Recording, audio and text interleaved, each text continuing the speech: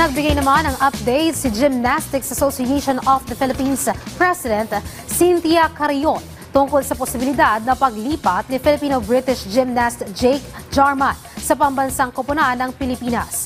Ang sentro ng balita mula kay Rafael Bandayre.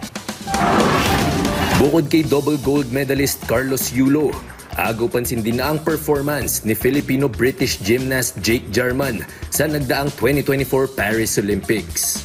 Siya ang bronze medalist sa floor exercises event ng men's artistic gymnastics kung saan napanalunan ni Yulo ang kanyang unang ginto.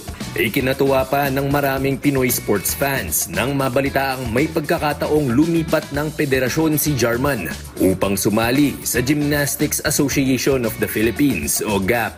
Tubong Cebu ang nanay ni Jake na si Ana Jarman, kaya naman kwalipikado siyang maging national athlete ng Pilipinas.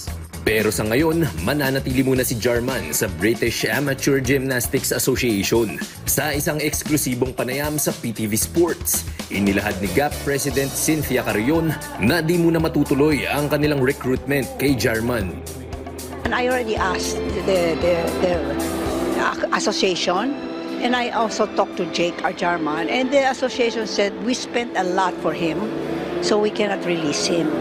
It's only the mother and Jake Jarman that can, if they ask it, but Jake Jarman also doesn't, is hesitating.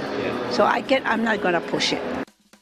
Gayunpaman, hindi pa rin maiwasang maisip ni Carrion ang mga what-if scenarios kung sakaling magbago ang isip ni Jarman. It would be wonderful if Jake Jarman can be part of our team. Even Carlos, Eldrew, Jake Jarman, Miguel, wow, winner na kami.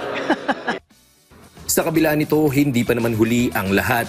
Nauna nang sinabi ng 22-year-old gymnast na hindi niya naman tuluyang sinasara ang pintuan sa pagkakataong maging bahagi ng Philippine National Team balang araw.